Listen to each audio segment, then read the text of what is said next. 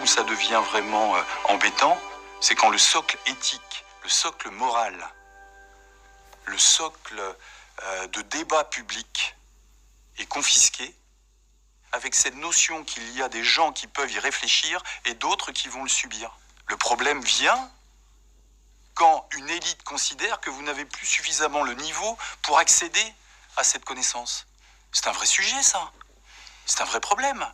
Je suis un horrible élitiste. Je pense que le monde complexe de demain ne peut être géré que par des intellectuels. Vous, dans cette salle, vous allez vivre un âge d'or. Et nous devons créer une société inclusive et trouver le moyen d'éviter qu'il y ait un gigantesque gap.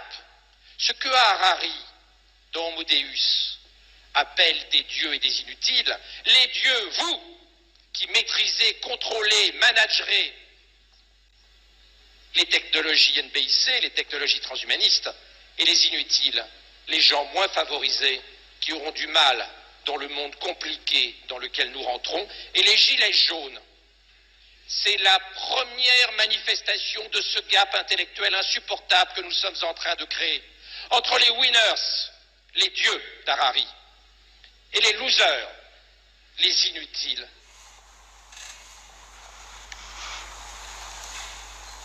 Mais c'est effrayant. Médecin.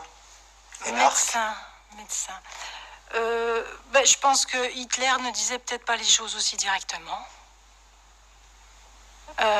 Les dieux, c'est vous.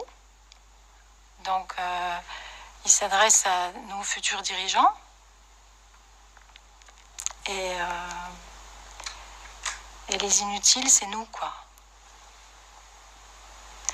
Donc, ça veut dire que c'est eux qui vont concocter les programmes pour décider de la façon dont on doit vivre, dont on aura le droit de vivre ou de disparaître, peut-être. C'est absolument effrayant.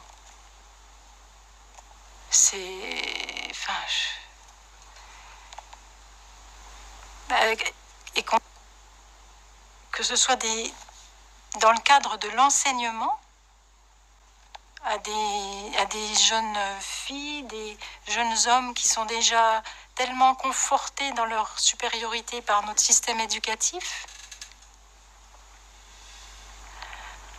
Il paraît qu'à l'Assemblée nationale, il y a une députée qui s'est fait surnommer Bac-2 parce qu'elle est simplement aide-soignante. C'est vous dire le mépris de notre classe dirigeante. Donc si nous sommes les inutiles, si nous disparaissons, ça n'est pas grave. Mais c'est vrai que déjà, dans les maisons de retraite, nos aînés ont une espérance de vie résiduelle.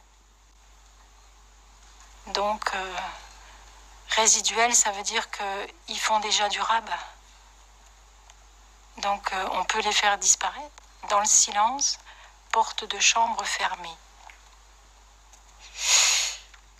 Ça me donne juste envie de pleurer, je suis désolée, mais c'est épouvantable. Qu'est-ce qu'on a fait à nos aînés? Qu'est-ce qu'on est en train de faire à nos enfants? Quand est-ce que les gens vont ouvrir les yeux et réagir? Quand? Quel prochain décret de loi faudra-t-il pour que les gens puissent protester et empêcher ça? Parce que c'est pas dans 10 ans. C'était proposé l'année dernière. Et c'est ce qui arrive aujourd'hui. Qu'est-ce que ça veut dire? On n'a pas besoin d'avoir Bac+10 pour se poser la question si c'est pas quelque chose de programmé. On a le droit de s'interroger, c'est notre devoir. Puisque maintenant on a la possibilité d'avoir accès à l'information, c'est tout ce qui nous reste. Moi, j'ai plus la télévision depuis 15 ans, donc je suis désintoxiquée. Donc je vais chercher mes informations ailleurs. Tout le monde peut le faire. Tout le monde peut le faire. J'ai envie de dire aux gens, mais dans 10 ans ou dans 20 ans, est-ce que vous pourrez regarder vos enfants dans les yeux et leur dire que vous ne saviez pas? En 1945, c'était possible.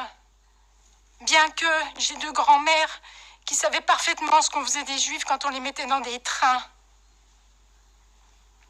Elles ne disposaient pas de l'information dont on peut disposer aujourd'hui. Donc nos enfants ne nous croiront pas. Et nos enfants seront en droit de nous poser la question pourquoi on ne les a pas défendus.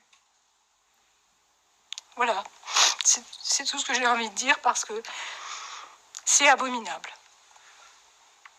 C'est tout. C'est juste abominable. Pardon.